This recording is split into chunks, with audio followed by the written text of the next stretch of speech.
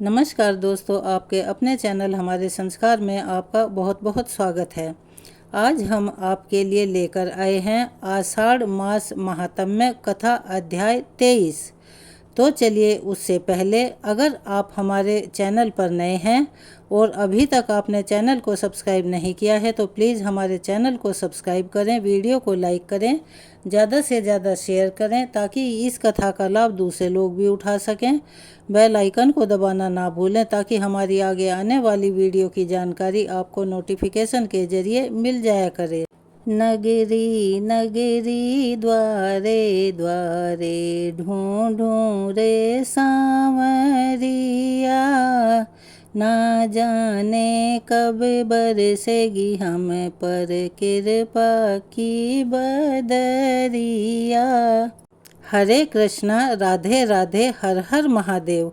आज हम आपको आषाढ़ मास महात्म्य की कथा तो सुनाएंगे ही, लेकिन आज एक ऐसी जाट की और ब्राह्मण की कहानी लेकर आए हैं कि एक कहावत है ना, जाट रे जाट 16 दूनी 8, पंडित के पतरे में और जाट के भसरे में। यानी कि जो पंडित पतरे में देखकर बताता है वही जाट के मुख में रहता है। अगर उसकी जबान से निकल गया तो वो अक्षरश सत्य ही होता है, ऐसा कहा जाता है। मुझे नहीं पता कि ये कितना सच है या नहीं, लेकिन ये एक कहावत है। आज एक ऐसी ही कहानी हम आपके लिए लेकर आए हैं। हमारी इच्छा किसी की भी भावनाओं को ठेस पहुंचाना नहीं है। अगर किसी को मेरी इस बात से बुरा लगे तो हम क्षमा प्रार्थी हैं, आप हमें माफ़ कीजिएगा। तो चलिए शुरू करते हैं कथा। बात बहुत पहले की है, प्राचीन समय की बात है। एक पंडित जी थे। वो अपनी पंडिताई गिरी करके जो कुछ भी उन्हें मिलता था उसी से उनका घर परिवार चलता था। एक बार पंडित जी को बहुत दिनों तक कुछ भी काम नहीं मिला और ना ही उन्हें किसी ने पूजा पाठ के लिए बुलाया। तो वे एक जाट से बोले, जाट देवता, आज तुम्हारे पिता मुझे सपने में दिखाई दिए थे। तब एकदम से उत्सुक होकर जाट ने पूछा, क्या कह रहे थे? तो पंडित जी बोले, कहते क्या, तुम्हारा हालचाल पूछ रहे थे और कह रहे थे कि बच्चों ने तो मुझे भुला ही दिया, जिस कारण मैं बड़ा परेशान और दुखी हूँ। अब जाट को याद आया तो वह बोला, पंडित जी आप कह तो ठीक ही रहे हैं, मरने के बाद मैंने अपने पिता का श्राद्ध तक नहीं किया, शायद इसीलिए मेरे पिता परेशान हों। पंडित जी ने देखा दांव तो सही जगह पर लगा है, तो वे एकदम से कहने लगे, तो फिर कर डालो, देर किस बात की, पिता का श्राद्ध, इसमें देरी की भला क्या बात है। अगले ही दिन जाट ने पंडित जी को घर बुलवा लिया। पंडित जी ने श्राद्ध की सामग्री और ढेर सारी चीज़ें लिखवा दी। सोना चांदी, बर्तन से लेकर खाने पीने का बहुत सारा सामान, इसके अलावा पिता को जो भी चीज़ें पसंद थी वह सभी कुछ लाकर जाट ने सामने रख दी। धूमधाम से पिता के श्राद्ध की तैयारी हुई। जाटनी से कहकर उसने तरह तरह के पकवान भी बनवा लिए। अब पंडित जी तो मन ही मन बड़े खुश हो रहे थे और सोच रहे थे कि आज तो इतना माल मिलेगा और फिर दावत भी चकाचक उड़ाने को मिलेगी, और इतना अच्छा अच्छा देसी घी में बना हुआ भोजन और इतने स्वादिष्ट व्यंजन भी मिलेंगे। अपने सामने एक आसन बिछाकर पंडित जी ने जाट को बिठा दिया और बोले, चलो श्राद्ध शुरू करते हैं। तुम्हें इस बात का ख्याल रखना है कि जो भी मैं कहूँगा वही तुम्हें कहना है, जैसा मैं करूँ वैसा ही करना होगा। जाट ने बात मान ली। दोनों आमने सामने जमकर बैठ गए। श्राद्ध शुरू हुआ। पानी की तरफ इशारा करते हुए पंडित जी जाट से बोले, आचमनी में जल लेकर पहले आचमन करो। उसी तरह लोटे की तरफ इशारा करते हुए अब जाट भी पंडित जी से बोला, आचमनी में जल लेकर पहले आचमन कर दो। पंडित जी बोले, भाई मैं तुम्हारे लिए कह रहा हूँ, आचमन तुम्हें करना है, मुझे नहीं। जाट ने तो पंडित जी की बात सुनी थी कि पंडित जी जो भी कहें वही उसे करना है और कहना है, जो भी करे वही उसे करना है। तो जाट ने फिर से वही दोहराया। अब पंडित जी परेशान हो गए। और जाट को डांट कर बोले, अरे मूर्ख, मैं तेरे लिए कह रहा हूँ, श्राद्ध तेरे पिता का हो रहा है, मेरे पिता का नहीं। अपनी कड़क आवाज के साथ जाट ने भी पंडित जी को डांट दिया। अब तो पंडित जी से रहा नहीं गया और घूंसा दिखाते हुए बोले, जाट तू ऐसे नहीं मानेगा। तो जाट ने भी अपना घूंसा तान लिया और पंडित जी को दिखाते हुए बोला कि तू नहीं मानेगा। पंडित जी ने आओ देखा न ताओ, एक तगड़ा हाथ जाट की कनपटी पर जड़ दिया। फिर क्या था, और फिर बोले, पहले तेरी खोपड़ी सही कर लूं, बाद में श्राद्ध होता रहेगा। जाट के वह थप्पड़ इतनी जोर से लगा कि 1 मिनट के बाद ही उसे होश आया। होश में आने के बाद उसने भी अपने कुर्ते की बाहें चढ़ा ली और बदला लेने के लिए पूरी ताकत के साथ पंडित जी के गाल पर एक तमाचा जड़ दिया। पंडित जी को दिन में ही तारे नजर आने लगे। उन्हें 2 मिनट के बाद होश आया। अब क्या था, पंडित जी और जाट दोनों गुस्से में भरकर लात घूंसे से श्राद्ध होने लगा। पंडित जी जितनी लातें जाट को मारते, उतनी ही लातें उन्हें भी खानी पड़ी। जाट के जिस शरीर पर जिस जगह पंडित जी का घूंसा पड़ता, उसी जगह पर जाट भी पंडित जी को घूंसा जमा देता। मन ही मन पंडित जी सोचने लगे, किस मूर्ख से पाला पड़ गया। उन्होंने बहुत बार जाट को समझाया, लेकिन जाट की समझ में कुछ नहीं आया और इसका नतीजा यह रहा कि बात बात में बात बढ़ती ही चली गई। दोनों फिर से गुत्थम गुत्था होकर लड़ने लगे। कभी पंडित जी नीचे होते तो कभी जाट के नीचे होने की बारी आ जाती। बहुत देर तक दोनों के बीच लात घूसे और मारामारी उठा पड़क का दौर चलता रहा। आखिरकार मैदान छोड़कर पंडित जी को ही भागना पड़ा। प्रसन्न होकर जाट भी अपनी जाटनी के पास लौटा। जाट के कपड़े इसी उठापटक में जगह जगह से फट चुके थे। इसका कारण जाटनी ने जानना चाहा तो जाट ने बताया कि पंडित जी के साथ श्राद्ध कर्म करते हुए यह सब हुआ है। जाटनी ने पूछा, श्राद्ध तो अच्छी तरह से हो गया ना? जाट ने उत्तर दिया, हाँ बिल्कुल, बहुत अच्छा हुआ। अच्छा नहीं होता तो भला मेरी ये हालत कैसे होती। पंडित जी ने कोई कसर नहीं रखी और मैंने भी पूरे जोर शोर से काम लिया। जाटनी बोली, चलो अच्छा हुआ, लेकिन पंडित जी को कुछ दक्षिणा वगैरह दी या नहीं? जाट बोला, दक्षिणा तो कुछ नहीं दी, हम लोग श्राद्ध में ही इतने मगन हो गए कि पंडित जी की दक्षिणा और भोजन का तो ख्याल ही नहीं रहा। बेचारे पंडित जी बिना दक्षिणा के ही लौट गए। अब तुम थोड़ा सा कष्ट करो और एक बड़े थाल में भोजन और साथ में दक्षिणा पंडित जी के घर पहुंचाकर आ जाओ, वरना श्राद्ध का कोई फल नहीं मिलेगा। यह सुनकर जाटनी बड़ी खुश हुई। नहा धोकर उसने धुले हुए कपड़े पहन लिए और एक बड़े थाल में भोजन रखा और पंडित जी के घर की ओर चल पड़ी। उधर पंडिताइन प्रतीक्षा में बैठी थी कि पंडित जी श्राद्ध करने गए हैं, लौटते हुए अपने साथ बहुत सारी चीज़ें और बढ़िया बढ़िया पकवान भी लाएंगे। किंतु लुटी पीटी हालत में जब उसने पंडित जी को लौटते हुए देखा तो उसे बहुत दुख हुआ और सारी कहानी सुनकर वह क्रोध में भर गई। पंडित जी का क्रोध अभी उतरा नहीं था कि दोनों पति पत्नी क्रोध से उबल रहे थे। अचानक जाटनी को अपने घर पर आया हुआ देखकर दोनों गुस्से से उठ खड़े हुए। गुस्से के कारण उन दोनों की भ्रुकुटी और मुट्ठियां तन गई। घर के अंदर कदम रखते ही दोनों ने आव देखा ना था और दोनों जाटनी पर टूट पड़े। सारा गुस्सा उस जाटनी पर उतार दिया। जाटनी बेचारी चुपचाप उनकी मार सहती रही। वह सोच रही थी कि शायद इसी तरह से दक्षिणा ली जाती होगी। बहुत देर तक पिटने के बाद वह पंडित जी के घर से निकलकर भाग गई। घर पहुंचने पर जब जाट ने पूछा तो बोली, श्राद्ध करना आसान है, किंतु दक्षिणा देने का काम तो बड़ा मुश्किल है। अगर तुम खुद दक्षिणा देने जाते तो तब तुम्हें पता चलता ना कि कैसे दक्षिणा दी जाती है। तो यह थी आज एक जाट और पंडित की कहानी। आपको कैसी लगी कमेंट्स बॉक्स में अपनी राय जरूर दें। अब आपको सुनाते हैं आषाढ़ मास महात्म्य की कहानी।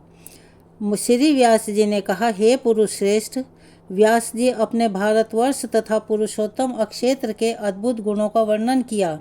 उस अक्षेत्र के उत्तम महात्म को सुनकर हमें बड़ी प्रसन्नता हुई। अब हमारे मन में बहुत दिनों से एक संदेह है, उसका निवारण करने वाला आपके सिवाय कोई दूसरा नहीं है। हम भूतल पर श्री कृष्ण, बलदेव और सुभद्रा के अवतार का रहस्य सुनना चाहते हैं। वीरवर श्री कृष्ण और बलभद्र किस लिए अवतरित हुए थे? वे वासुदेव के पुत्र होकर नंद के घर में ही क्यों रहे? यह मृत्युलोक सर्वथा निसार है, इसमें अधिकतर दुखी दुख भरा है। यह पानी के बुलबुले की तरह अत्यंत चंचल और क्षणभंगुर है। इसकी भयंकरता इतनी बढ़ी हुई है कि उसका विचार आते ही रोंगटे खड़े हो जाते हैं। ऐसे संसार में उन्हें जन्म ग्रहण करने की भला क्या आवश्यकता पड़ी थी? इस भूतल पर अवतीर्ण होकर उन्होंने जो जो लीलाएं की उसका भी विस्तार पूर्वक वर्णन कीजिए। उनका संपूर्ण चरित्र अद्भुत और अलौकिक है। देवताओं के स्वामी और सुरश्रेष्ठ हैं और पृथ्वी को उत्पन्न करने वाले तथा अविनाशी परमात्मा हैं। उन्होंने अपने दिव्य स्वरूप को मनुष्यों के बीच में कैसे प्रकट किया? जो भगवान संपूर्ण जगमयी प्राणियों की गति और वे मानव शरीर में कैसे आए, इसे देवता और दैत्य भी बड़े आश्चर्य की बात मानते हैं। हे महामुनि, आप भगवान विष्णु के आश्चर्यजनक अवतार की कथा भी सुनाइए। भगवान के बल और पराक्रम विख्यात हैं। उनके तेज की कहीं कोई तुलना नहीं है। वे अपने अलौकिक चरित्रों के द्वारा आश्चर्य रूप जान पड़ते हैं। आप उनके तत्व का वर्णन कीजिए। मुनिवर, भगवान पुरुषोत्तम देवताओं की पीड़ा दूर करने वाले और सर्वव्यापी हैं। जगत के रक्षक और सर्वलोक महेश्वर हैं। संसार की सृष्टि, पालन और संहार सब वे ही करते हैं। वे ही सब लोगों के सुख देने वाले हैं। वे अक्षय, सनातन, अनंत, अक्षय और वृद्धि से रहित, निर्लेप, निर्गुण, नित्याचल, निर्मल, शाश्वत परमात्मा हैं। सतयुग में उनका विशुद्ध हरि नाम सुना जाता है। देवताओं में वे बैकुंठ और मनुष्य में भी कृष्ण नाम से विख्यात हैं। उन्हीं परमेश्वर की भूत और भविष्य लीलाओं को, जिनका रहस्य अत्यंत गहन है, आज हम सुनना चाहते हैं। मुनियों की बात सुनकर व्यास जी कहने लगे, हे मुनियों, जो संपूर्ण देवताओं के स्वामी, सबकी उत्पत्ति के कारण, पुराण पुरुष, सनातन, अविनाशी, चतुर्भुज स्वरूप, निर्गुण, असीम, यज्ञ और देवता आदि के प्रियतम हैं, उन भगवान विष्णु को मैं नमस्कार करता हूँ, जिनसे लघु और जिनसे महान दूसरा कोई नहीं है।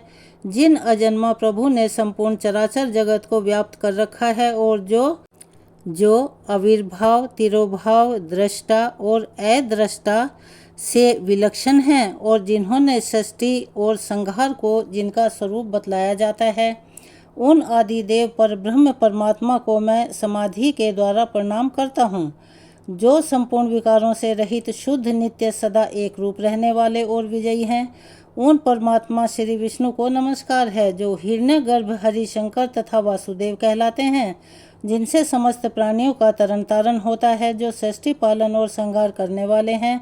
उन भगवान को नमस्कार है, जो एक होते हुए भी अनेक रूपों में प्रकट होते हैं, स्थूल और सूक्ष्म, व्यक्त और अव्यक्त, जिनके स्वरूप हैं और जो मोक्ष के कारण हैं। उन भगवान विष्णु को नमस्कार है, जो जगन्नाथ हैं, जगत की सृष्टि, पालन और संहार के मूल कारण हैं। उन परमात्मा भगवान विष्णु को नमस्कार है, जो सूक्ष्म से सूक्ष्मतर, संपूर्ण विश्व के आधारभूत, समस्त प्राणियों के भीतर विराजमान और अपनी महिमा से कभी न होने वाले उन भगवान पुरुषोत्तम को प्रणाम है, जो वास्तव में अत्यंत निर्मल ज्ञान स्वरूप होते हुए भी ब्रह्म पूर्ण दृष्टि के कारण भिन्न भिन्न पदार्थों के रूप में स्थित दिखाई देते हैं, जिनका आदि नहीं है, जो संपूर्ण जगत के ईश्वर, अजन्मा, अक्षय और अविनाशी हैं।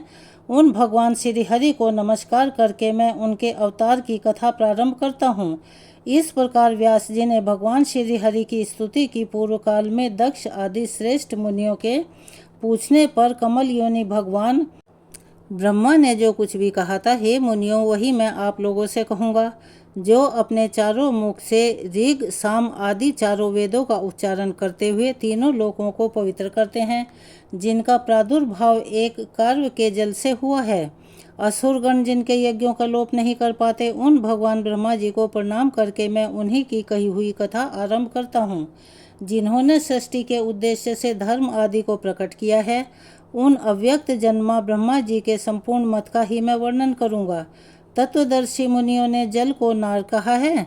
यह नार पूर्व काल में भगवान का अयन अर्थात निवास हुआ करता था, इसीलिए वे नारायण कहलाते हैं। वे भगवान नारायण सबको व्याप्त करके स्थित हैं। वे ही सगुण और निर्गुण कहलाते हैं। वे दूर भी हैं और समीप भी। उनकी वासुदेव संज्ञा है। ममता का त्याग करने पर ही उनका साक्षात्कार होता है। उनमें रूप और वर्ण आदि काल्पनिक भाव नहीं है। वे सदा शुद्ध, सुप्रतिष्ठित और एक रूप हैं। जब जब धर्म की हानि और अधर्म का उत्थान होता है, तब तब वे अपने आप को संसार में प्रकट करते हैं। पूर्व काल में उन्हीं प्रजापालक भगवान ने वाराह का रूप धारण करके थूथन से जल को हटाया और रसातल में डूबी हुई पृथ्वी को अपनी एक दाढ़ से कमल के फूल की तरह ऊपर उठा लाए। उन्होंने ही नरसिंह का रूप धारण करके हिरण्यकश्यप का वध किया और विप्रचित्ति आदि अन्य दानवों को भी मार गिराया। फिर वामन अवतार लेकर माया से बलि को बांधा और दैत्यों को जीतकर तीनों लोकों को अपने 3 पगों से ही नाप दिया। वे ही भृगुवंश में जन्मदाग्नि कुमार परशुराम के रूप में उत्पन्न हुए, जिन्होंने अपने पिता के वध का बदला लेने के लिए अनगिनत अक्षत्रियों का संहार कर डाला। उन्हीं भगवान अत्रि कुमार को प्रतापी दत्तात्रेय के रूप में अवतीर्ण होकर महात्मा अर्लभ को अष्टांग योग का ज्ञान दिया। त्रेता युग में दशरथ नंदन श्री राम के रूप में प्रकट होकर उन्होंने ही त्रिभुवन को भय देने वाले रावण का युद्ध में संहार किया था। प्रलय काल में जब सारी ही सृष्टि कारणों में निमग्न हो गई, उस समय देवताओं के भी देवता जगतपति श्री विष्णु एक सहस्त्र युगों तक शेषनाग की सैया पर सोते रहे। वास्तव में वे योग निद्रा का आश्रय लेकर अपनी योग महिमा में स्थित हो गए थे। संपूर्ण चराचर जगत को उन्होंने अपने उदर में स्थापित कर रखा था। जनलोक निवासी सिद्ध और महर्षि उनकी स्तुति किया करते थे। उसी समय उनकी नाभि से एक कमल प्रकट हुआ, जो दिशा रूपी पत्रों से सुशोभित अग्नि और सूर्य के समान तेजोमयी और पर्वत रूपी केसर से अलंकृत था। स्वर्णमयी उसका किंजल्क अर्थात केसर का मध्य भाग था। वह कमल ही पितामह ब्रह्मा जी का सुंदर ग्रह था और उसी में 4 मुख वाले देवादि देव ब्रह्मा जी प्रकट हुए। उस समय भगवान विष्णु के कानों की मैल से 2 महाबली और महापराक्रमी दानव उत्पन्न हुए। वे ब्रह्मा जी को मार डालने के लिए तत्पर हो गए, जिनका नाम मधु और कैटभ था। भगवान ने तब समुद्र रूपी शयन ग्रह से उठकर उन दोनों दुर्दक्ष दैत्यों का वध किया था। यह तथा और भी भगवान की असंख्य लीलाएं हैं, जिनकी मैं गणना नहीं कर सकता। मुनियों, इस समय अजन्मा भगवान के जिस अवतार का प्रसंग चल रहा है, वह मथुरा में हुआ था। इस प्रकार भगवान की जो सात्विक मूर्ति है, वही अवतार धारण करती है। वह प्रद्युम्न नाम से विख्यात है और सदा रक्षा कार्य में संलग्न रहती है। वह भगवान वासुदेव की इच्छा के अनुसार देवता, मनुष्य और तिर्यक योनियों में अवतीर्ण होती है और उसी के अनुकूल स्वभाव भी बना लेती है। भक्त पुरुषों द्वारा पूजित होने पर वह उनकी मनोवांछित कामनाओं को भी पूर्ण करती है। इस तरह मैंने यहाँ भगवान के अवतार का रहस्य बतलाया है। भगवान विष्णु यद्यपि कृतकृत्य हैं, उन्हें कुछ भी करना अथवा पाना नहीं है, तब भी वे लोक कल्याण के लिए ही मानव रूप में प्रकट हुए थे। व्यास जी कहते हैं, मुनिवर, अब मैं संक्षेप में श्री हरि के अवतार का वर्णन करता हूँ, सुनो। भगवान इस पृथ्वी का भार उतारने की इच्छा से अवतार लेते हैं। जब जब धर्म की हानि होती है और अधर्म बढ़ने लगता है, तब तब भगवान जनार्दन अपने स्वरूप के 2 भाग करके यहाँ अवतरित होते हैं। साधु पुरुषों की रक्षा, धर्म की स्थापना, दुष्टों तथा अन्य देवद्रोहियों का दमन और प्रजा वर्ग का पालन करने के लिए वे प्रत्येक युग में अवतार धारण करते हैं। पहले की बात है, यह पृथ्वी अत्यंत भार से पीड़ित होकर मेरु पर्वत पर देवताओं के समाज में गई। वहाँ ब्रह्मा आदि सभी देवताओं को प्रणाम करके खेद और करुणा मिश्रित वाणी में अपना हाल सुनाने लगी कि स्वर्ण के गुरु अग्नि, गौओं के गुरु सूर्य तथा मेरे गुरु संपूर्ण लोकों के वंदनीय भगवान नारायण हैं। इस समय यह कालनेमी आदि दैत्य मृत्युलोक में जन्म लेकर दिन रात प्रजा को कष्ट दे रहे हैं। सर्वशक्तिमान भगवान विष्णु ने जिस कालनेमी नामक महान असुर का वध किया था, वही अब उग्रसेन कुमार कंस के रूप में उत्पन्न हुआ है। अरिष्टि, धेनुक, केशी, पलंक, नरक, सुदानसुर, अत्यंत भयानक बलि कुमार, बाणासुर तथा और जो भी महापराक्रमी दुरात्मा दैत्य राजाओं के घर में उत्पन्न हुए हैं, उनकी मैं गणना नहीं कर सकती। पृथ्वी ने आगे कहा, हे दिव्य मूर्तिधारी देवताओं, इस समय मेरे ऊपर महाबली और गर्वी दैत्यों की अनेक अक्षौहिणी सेनाएं हैं। हे सुरेश्वर, मैं आप लोगों को बताई देती हूँ कि उन दैत्यों के भारी भार से पीड़ित होने के कारण अब मुझ में अपने को धारण करने की भी शक्ति नहीं रह गई है। अतः अब आप लोग मेरा भार उतारिए। पृथ्वी का यह वचन सुनकर संपूर्ण देवताओं ने उस भार उतारने के लिए ब्रह्मा जी को प्रेरित किया। तब ब्रह्मा जी कहने लगे, देवताओं, पृथ्वी जो कुछ कहती है वह सब ठीक है। वास्तव में मैं महादेव जी और तुम सब भगवान नारायण के ही स्वरूप हो। भगवान की जो विभूतियां हैं उन्हीं की परस्पर न्यूनता और अधिकता बाधा बाधक रूप में रहा करती है।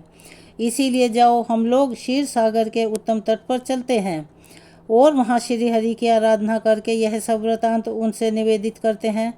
वे सबके आत्मा हैं, संपूर्ण जगत उनका ही रूप है। वे सदा ही जगत का कल्याण करने के लिए अपने अंश से अवतार लेकर धर्म की स्थापना करते हैं।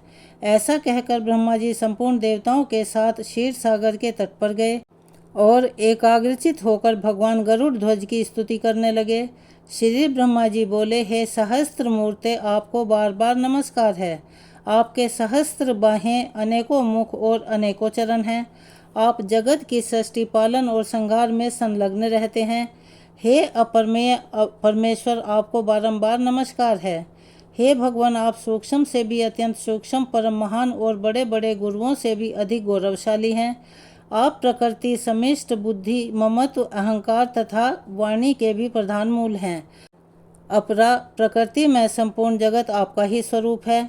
आप हम पर प्रसन्न होइए। हे देव, यह पृथ्वी आपकी शरण में आई है। इस समय भूतल पर जो बड़े बड़े असुर उत्पन्न हुए हैं, उनके द्वारा पीड़ित होने से इसके पर्वत रूपी बंधन शिथिल हो गए हैं। आप संपूर्ण जगत के परम आश्रय हैं। आपकी महिमा परम्पार है। अतः यह वसुधा अपना भार उतरवाने के लिए ही आपकी सेवा में उपस्थित हुई है। हम लोग भी यहाँ उपस्थित हुए हैं। यह इंद्र, दोनों अश्विनी कुमारों, वरुण, रुद्र, वसु, आदित्य, वायु, अग्नि तथा अन्य संपूर्ण देवता भी यहाँ खड़े हैं। देवेश्वर, मुझे तथा इन देवताओं को जो जो कुछ भी करना हो उसके लिए आज्ञा दीजिए। आपके ही आदेश का पालन करते हुए हम लोग सदा संपूर्ण दोषों से मुक्त रह सकेंगे। ब्रह्मा जी के इस प्रकार स्तुति करने पर श्री परमेश्वर भगवान विष्णु ने अपने श्वेत और कृष्ण दो केश उखाड़े और देवताओं से कहा, मेरे यह दोनों केश ही भूतल पर अवतार लेकर पृथ्वी का भार और कलेश का नाश करेंगे। संपूर्ण देवता भी अपने अपने अंश से पृथ्वी पर अवतरित होकर पहले से उत्पन्न और उन्मत्त दैत्यों के साथ युद्ध करें। इसमें संदेह नहीं कि नाना प्रकार के अस्त्र शस्त्रों से पूर्ण होकर संपूर्ण दैत्य नष्ट हो जाएंगे। वसुदेव की पत्नी जो देव की देवी है, उनके 8वें गर्भ से मेरा यह श्याम केश प्रकट होगा। भूतल पर अवतीर्ण होकर यह काल नेमी के अंश से उत्पन्न हुए कंस का वध करेगा। ऐसा कहकर भगवान श्री हरि अंतर्ध्यान हो गए।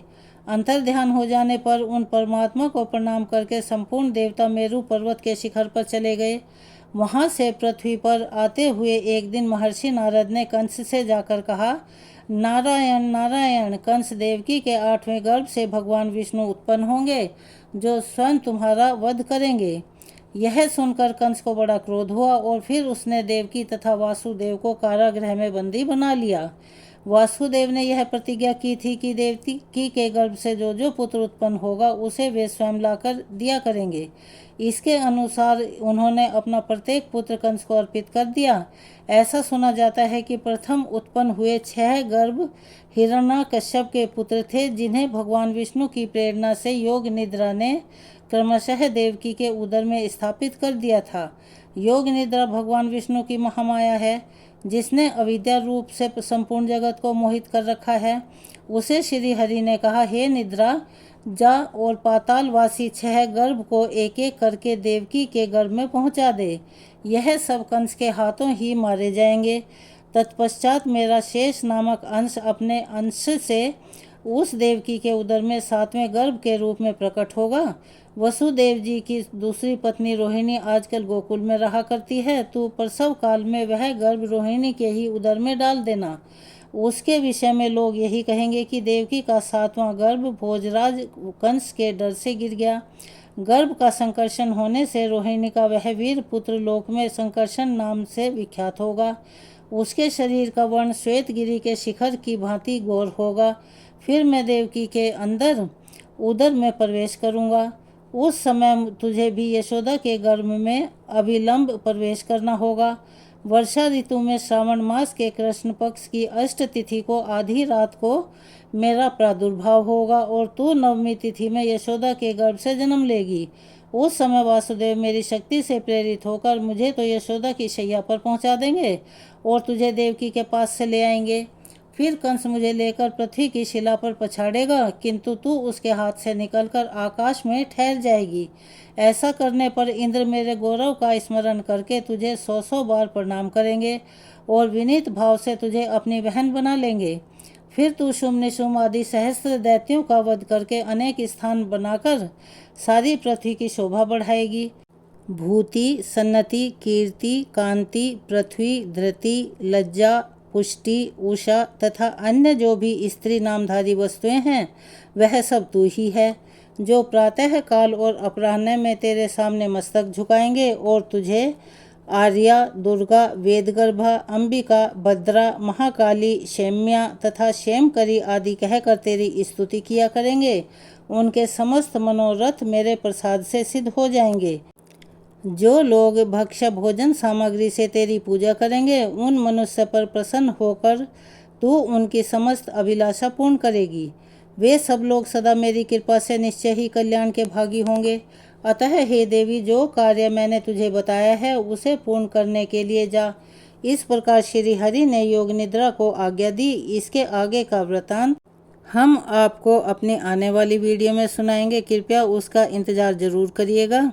अगर आप हमारे चैनल पर नए हैं और अभी तक आपने चैनल को सब्सक्राइब नहीं किया है तो प्लीज़ हमारे चैनल को सब्सक्राइब करें, वीडियो को लाइक करें, ज़्यादा से ज़्यादा शेयर करें ताकि यह कथा कहानियाँ और लोगों तक भी पहुंच सकें और उन्हें भी इसके श्रवण का लाभ मिल सके। बेल आइकन को दबाना ना भूलें ताकि हमारी आगे आने वाली वीडियो की जानकारी नोटिफिकेशन के ज़रिए आपको मिल जाया करे। कमेंट्स बॉक्स में हर हर महादेव, ओम नमो भगवते वासुदेवाय नमः, जय श्री कृष्णा लिखना ना भूलें। अपना सहयोग और प्यार हमें ऐसे ही देते रहें। धन्यवाद।